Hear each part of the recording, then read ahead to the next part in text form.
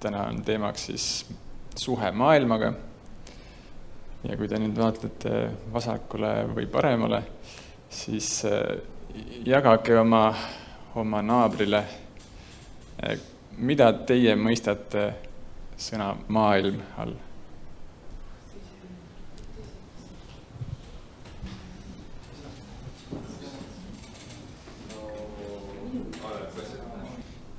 Nii, jõudsite arutleda. Nüüd äkki jagage, mida siis maailm siis tähendab teie või kellegi teise jaoks.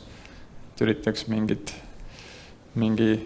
mõned erinevad, vähemalt 3 erinevat äkki sellist lähenemist saada.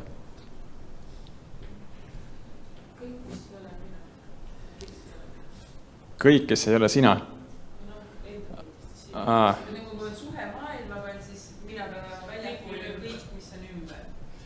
Ehk siis maailm on sinu jaoks kõik, mis on sinu ümber. Meil on juba suhteliselt sama vastus, et kõik, mis meie ümber, aga inimesed ei ole mingid kirjakohad viitavad sellele, et maailm vajab midagi, siis et see on koht meie ümber, mis vajab Jumalat. Kõik ei vajab Jumalat, meie ka tegelikult, aga maailm vajab Jumalat. Kas, okei. Meie grupis käis ka läbi see mõte, et kristlikus ringkonnas on väga tihti maailm on need, kes on mittekristlased või mittekristlik osa. Et me kristlastena kipume kasutama seda slängi, et maailm on väljapool Kristust. Nii, kas on veel mingit erinevaid mõtteid? Rene tahab öelda vist midagi. Ahah, jah. Ehk siis praegu tuli siis maailmaruum, siis oli... Kõik inimesed, kes ei ela Jumala sõna kohta. Ahah, aitäh, jah. Ehk siis mittekristlased siis nii-öelda, siis mainite veel kõik peale minu enda huvitav lähenemine, või siis ehk siis kõik. Ja siis väga laiaardeliselt oli ka siis, et öelda, et kõik, mis on meie ümber. Need on ka kristlased, kes on mõnes. Ühesõnaga meie ja vahe kristlased, kes ei ole mõnes. Ahah, okei.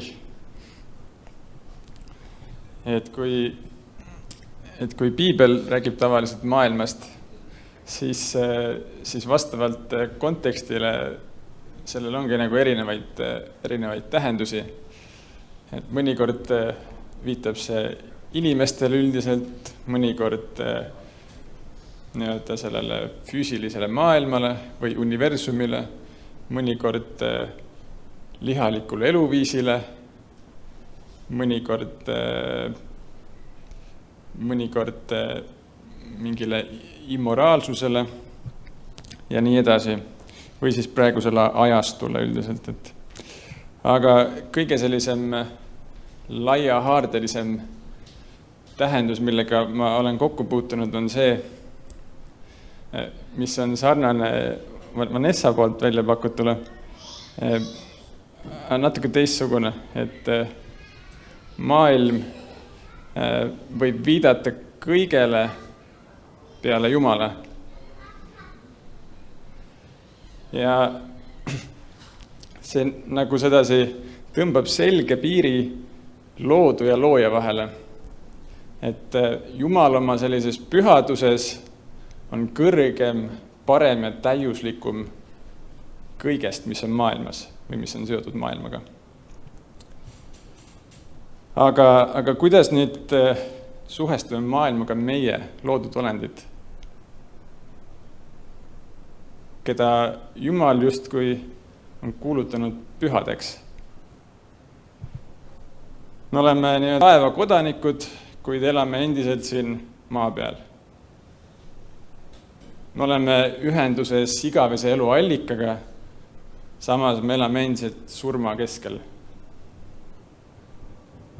Meid on kutsutud välja maailmast, samas meid on läkitatud maailma.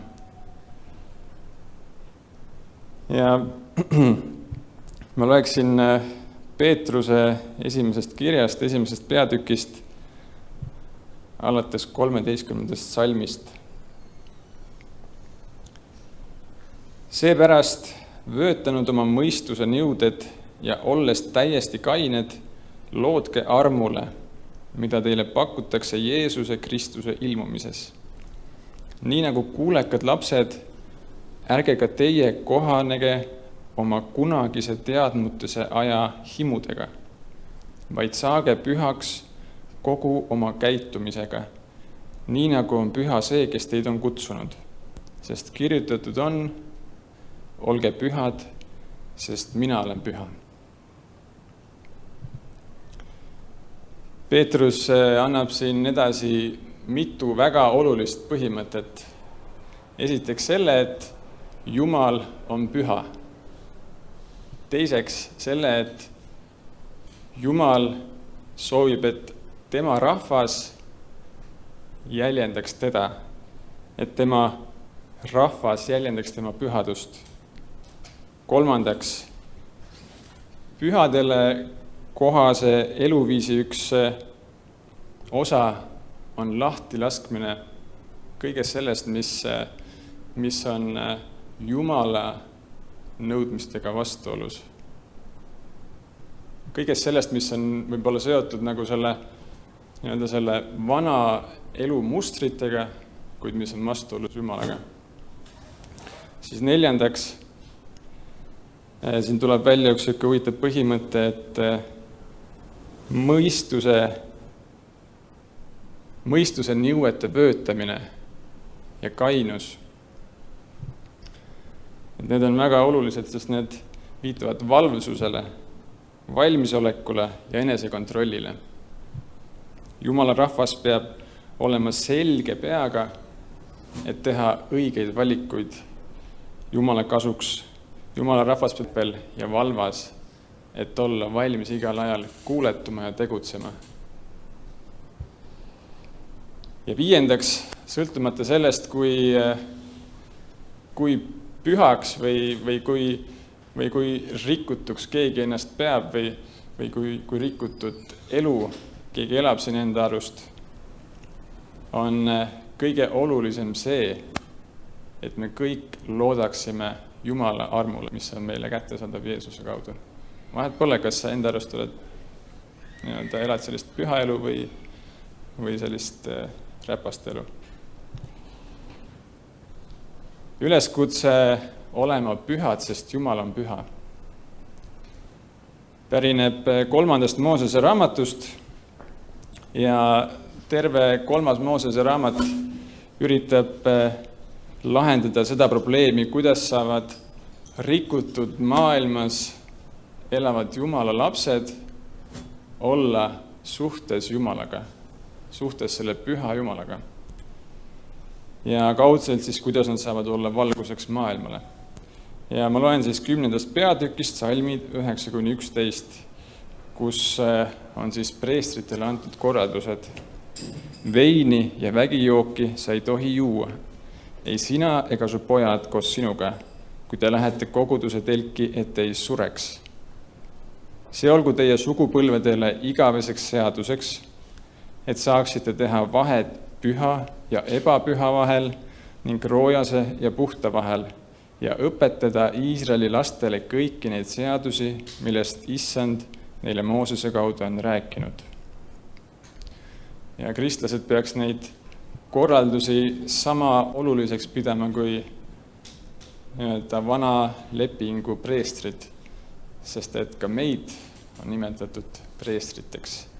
Nagu on Peetruse 2. peatükis, teie aga olete valitud sugu, kuninglik preesterkond, püha rahvas, omandrahvas, et te kuulutaksite tema kiidetavust, kes teid on kutsunud pimedusest oma imelisse valgusesse. Karsklus või selline veini ja vägijoogi vältimine selles preestritele antud nõuetes ei ole otseselt selline eesmärk omaette. See on küll selline hea asi, mida teha, aga meie jaoks peaks palju olulisem olema see nii-öelda see üldisem põhimõte siin taga. Et me peaksime vältima kõike, mis haaravad meie mõistuse, mis haaravad kontrolli meie elu üle ja takistavad nii-öelda meil tegemast vahet püha ja ebapüha, puhta ja ebapuhta vahel. Et see oli väga, väga huvitav selline küsimus selle, mis seal enne oli. Et kuidas inimesed mõistavad seda. Ja samas, kui me tahame olla valguseks, siis tegelikult see on nii-öelda väga oluline, et me oleksime võimelised nii-öelda tegema neid erisusi. Et me oleksime võimelised eristama, mis on hea, mis on halb, mis on püha, mis on ebapüha, mis on puhas, mis on ebapuhas. Juudi maailmapildis jagunes kõik eksisteeriv pühaks ja ebapühaks. Ja kõik jagunes ka puhtaks ja ebapuhtaks. Pühaks oli võimalik saada ainult sellel, mis või kes oli puhas. Samal ajal ebapüha võis olla nii puhas kui ebapuhas. Ehk siis see ebapüha ei olnud otseselt halb. Kui midagi, siis see oli pigem selline neutraalne seisund asjadel. Ehk siis kõik, mis ei olnud otseselt pühitsetud, oli ebapüha. Nii et võib-olla võiks leebemalt selle ümber nimetada tavaliseks. Ehk siis kõik, mis oli tavaline, mis ei olnud püha. Ja juudid puutusid elus pidevalt kokku ebapuhtaga ja ka rituaalselt ebapuhtaks muutumine ei olnud tingimata patt, kui seda õigeaegselt tegeleti siis puhastamisega. Peamine probleem oli selles, et ebapuhas ei tohtinud kokku puutuda pühaga. Sest et kui see juhtus, siis ebapuhas hävines või hävitati. Ebapuhas ja püha ei saanud koos eksisteerida, kuid ebapuhtuse vältimine tavalises elukeskkonnas oli võimatu. Seega Jumala rahvas pidi mõistma, et kui nad tahavad Jumalaga suhtes olla, siis pühitsus, pühale kohane eluviis, ohvritalitused, need kõik on oluline osa elust. Ilma nendeta ei saa. Ja siis nüüd lisaks veel juures on siin see, et kui Jumala rahvas viivitas ebapuhtuse puhastamisega, siis see ebapuhtus võis edasi kanduda pühamule. Ehk siis see võis määrida pühamut. Ja kui pühamut liiga palju määriti, siis võis juhtuda, et Jumal jättis oma rahva maha, sellepärast, et tema rahvas ei austa teda. Seega tolleaegse Jumala rahva suhe oli täielikus sõltuvuses, see Jumala rahva suhe maailmaga oli täielikus sõltuvuses Jumala pühadusest.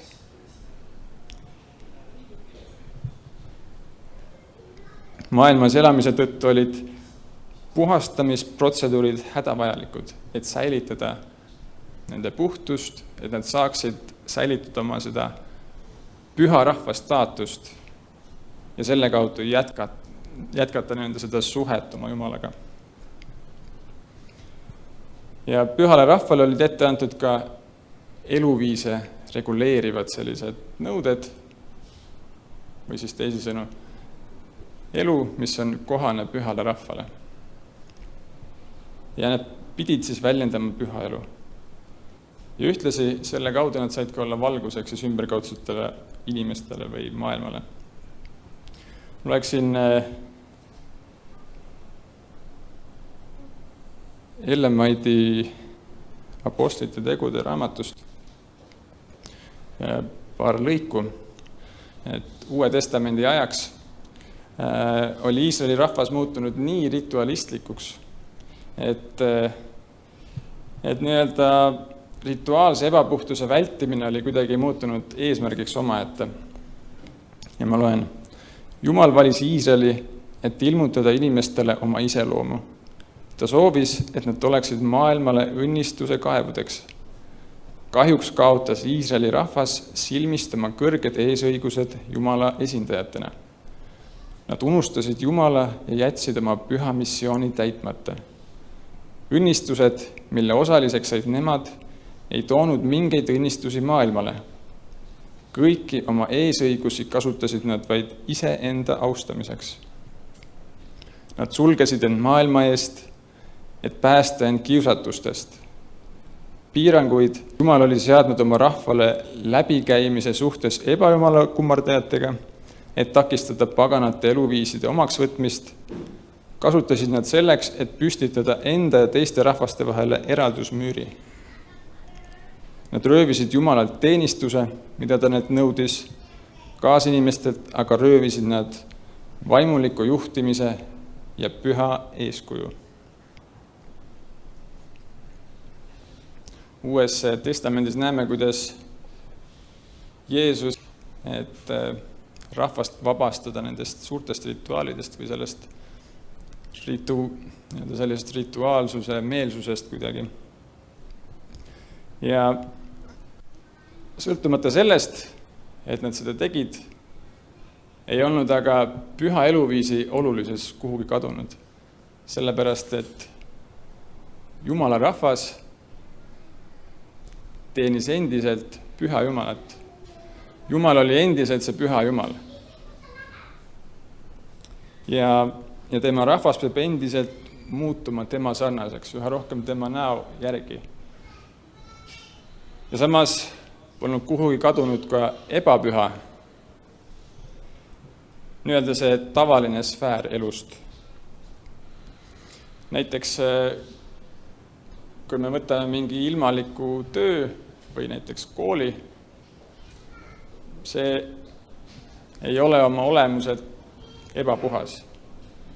See, et kui me käime oma tavalisel töökohal, see ei ole oma olemuselt nii-öelda kuidagi ebapuhas tegevus, mida me teeme, see on neutraalne. Ta on oma olemuselt küll puhas, aga ta ei ole ka püha tegevus, see ei ole pühitsetud. Et midagi hullu nagu ei ole selles mõttes. Samas pole jällegi kadunud kuhugi ka puhas ja ebapuhas olemas. Lihtsalt rõhuasetus on nüüd moraalsel puhtusel. Kui see enne oli rituaalsel puhtusel, siis nüüd on see moraalsel puhtusel. Ja ei ole kuhugi kadunud ka Jumala tempel. Nii-öelda see taevane pühamu on küll võib-olla pigem nüüd nagu puutumatu sellisest rüvedusest või määrdumisest, aga siin maa peal eksisteerib Jumala pühamu endiselt edasi tema rahva kaudu. Ehk siis tema koguduse kaudu ja iga üksikisiku kaudu. Ja seda pühamut saab määrida, seda pühamut saab rüvetada erinevate mõtete, tegude, sõnade, eluviisiga.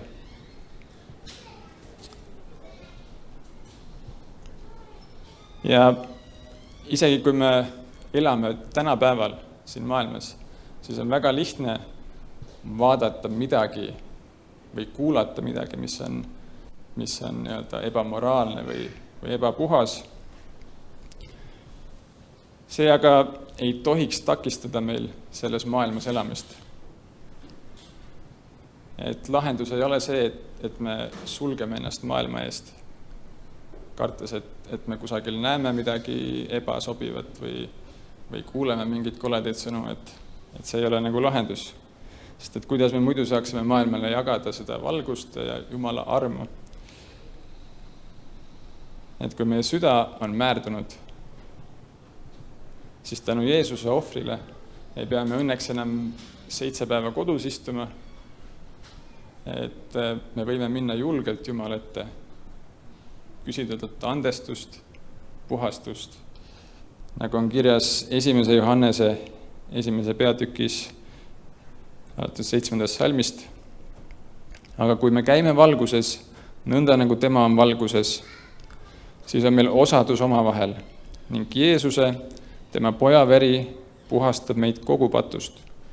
Kui me ütleme, et meil ei ole pattu, siis me petame iseendid ja tõde ei ole meis.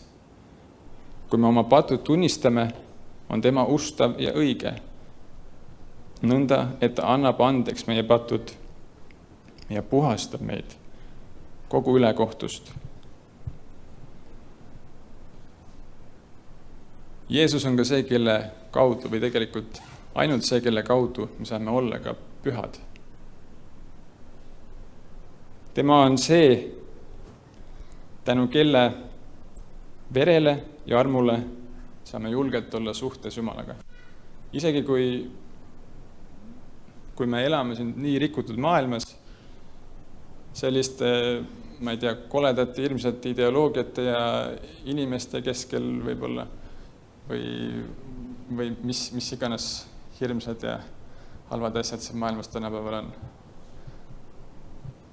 Et me võime julgelt minna Jumala ette, et kui me tunneme, et meie süda on kuidagi määrdunud, siis tunnistame seda Jumalale ja Jumal andestab, Jumal puhastab. Aga sellegipoolest peab meie eluviis väljendama, mitte enam siis sellele vanale maailmale kohaseid printsiipe, vaid sellele uuele elule kohaseid printsiipe, kus valitseb püha Jumal. Ja tänu püha vaimu väele, kes elab meie sees, saame me jõudu, et elada seda püha elu, milleks Jumal on meid kutsunud. Sellepärast me võiksimegi igapäevaselt otsida seda meelte uuendamist, seda pidevat puhastamist ja otsida seda püha vaimu äratundmist, et me oleksime võimelised tegema neid õigeid otsuseid, valikuid, et me suudaksime õigel hetkel liikuda, tegutseda. Et sellepärast on väga oluline, et meil oleks see pea puhas, et meil oleks süda puhas, et meie antennid oleks püsti.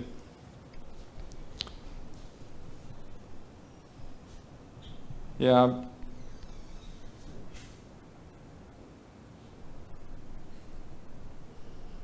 ega me muidu ei saagi siin maailmas olla valguseks. Kui me mõtleme, et lihtsam on muganduda või kohaneda selle praeguse ajastuga või selle maailmaga, selle vana maailmaga, siis see lihtsalt, selle kaudu lihtsalt ei ole võimalik olla valguseks. Sest et valguseks me saame olla ainult siis, kui me jagame välja seda valguse elu, selle uue elu printsiipe. Loen siia lõppu roomlastele 12. peatükist 2. salmi. Ja ärge muganduge praeguse ajaga, vaid muutuge meele uuendamise teel, et te katsuksite läbi, mis on Jumala tahtmine, mis on hea ja meelepärane ja täiuslik. Andku Jumal meile kõigile armu ja valgust, et me suudaksime käia seda teed ja teha neid otsuseid ja elada selles Jumala täiuses ja jagada seda välja.